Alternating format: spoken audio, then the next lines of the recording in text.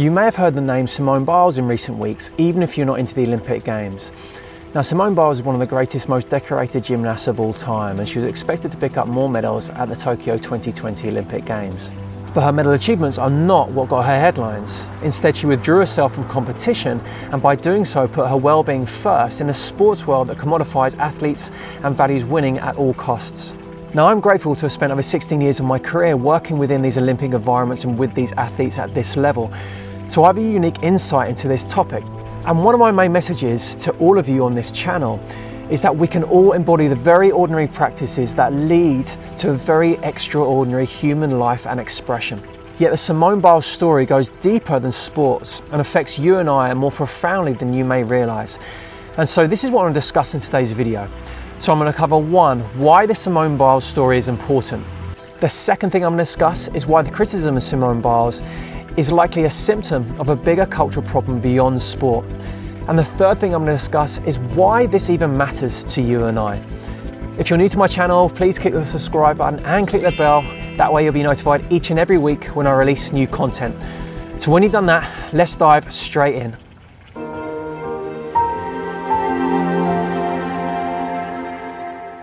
I'm Richard Hussaini, here to support you along your path to personal mastery, and the path being the path of inner work and outer action.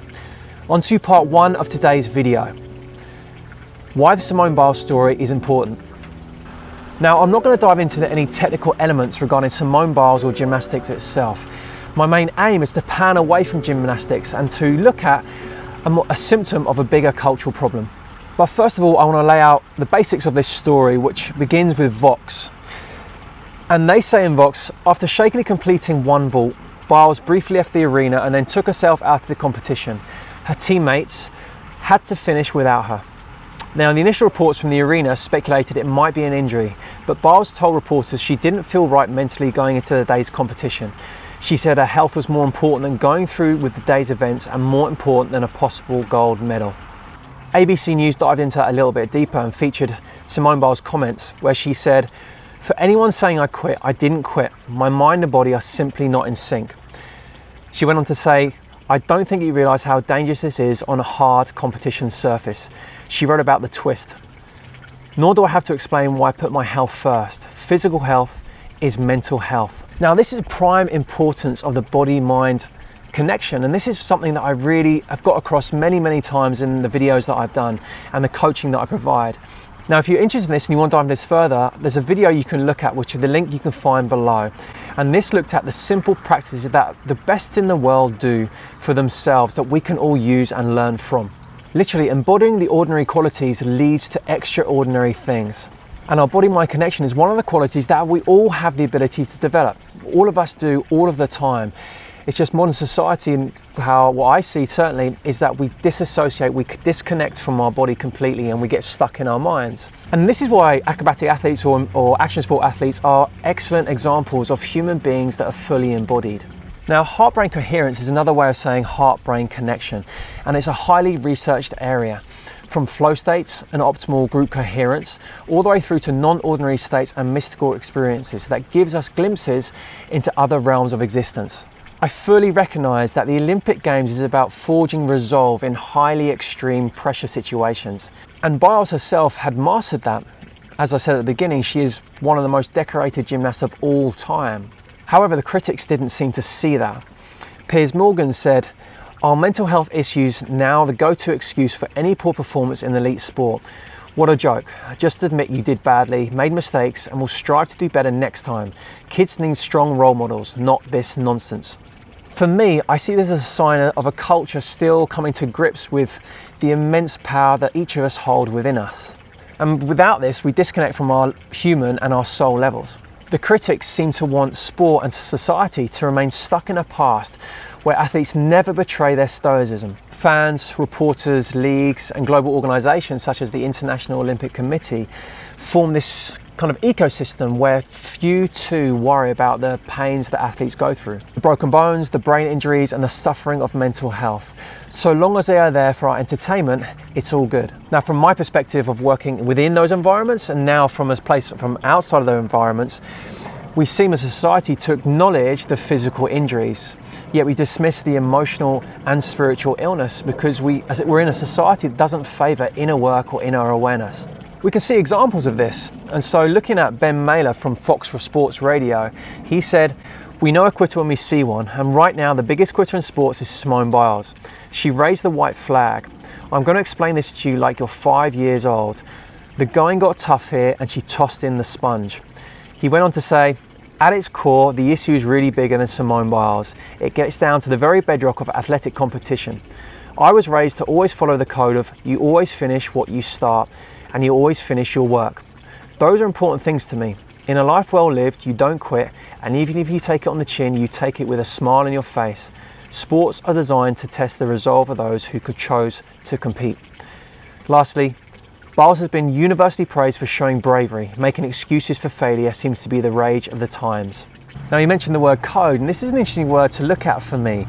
Code links to identity, it links to nostalgia, and it links to myth.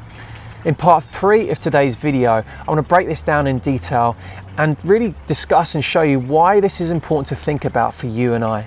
When you hear former professionals, coaches, pundits and fans discuss how Simone Biles and others should toughen up, it reveals more about themselves and the worlds that they were forced to survive. The term failure assumes that someone has done something incorrectly. Therefore, to me, true failure would have been Simone Biles ignoring that inner compass, that highly tuned inner compass within her, and risking everything for what others think. That would have been incorrect because she would engage in unnecessary risk. Now, risk is what I've seen working within these athletes and within these sporting environments where they're doing extraordinary things. And that's the magic in seeing these people do what they do. The awe we experience takes us into mythical realms of wonder and imagination. It literally takes us away from our human vulnerabilities and those parts of us that we try our best to cover from the world. What if Olympians and musicians and performers and maybe even politicians were allowed to show their human side and not just celebrated for their successes, which depends on so many other external factors anyway? Then I think there could be a greater enjoyment for spectators and athletes within sport. And not only that, it can extend to more connection, inspiration between all of us, which is needed now more than ever before. On to part 2 of today's video. Why criticism of Simone Biles is likely a symptom of a bigger cultural problem beyond sport. Now, linking to the LA Times, they featured an article where they said, "Arguments that her failure makes her more human miss the point. She is wealthy and famous because of her ability to not look human." They go on to say, "Equally ludicrous is the rationalization that what happened didn't affect her legacy. Think of it this way, would her legacy have been enhanced had she led the US to another team gold and defended her individual all-round title? Of course it would have." Now, to me, this seems like a celebration of not being human, the loss of connection between human and soul levels. We live in a society that simultaneously treats athletes like magical gods and also treats them like disposable objects. Gods being mythical deities that represent divinity. Now, I feel we need myths because it helps us mobilize a vision. That's the main reason why sport is so popular, and that's the reason why I spent so many years working within those environments. It's amazing. It kind of reaches within us to resources that we find hard to quantify or understand. But none of us, even the exceptional, can live in the nostalgia of a myth where we're not looking human. We have to live in a pragmatic way that draws on love and compassion and kindness, because these are what makes sense in this material reality, in this material world. To me, it's the ability to be human, to embrace those parts of us that connect us to our fragility, our mortality, and I think divinity. Our human experience is brief, and connection to that brevity reminds us of the mystery that awaits us after our material experience is over. And this could be one of the main points to take away from this. Death is not embraced in our Western culture. It is put away at all costs because it's perceived as an end. Yet the Eastern esoteric cultures embrace death and see it as just another stage. We return to our divine nature. And this continuation may not fit with a culture that's absolutely hell-bent on commodifying human beings and the Earth's materials. On to final part 3 of today's video. Why this matters to you and I. Simone Biles did what was right for her as a human being. You could say she sacrificed herself, letting go of identities and national representation in favour of her well-being for her mind and her soul.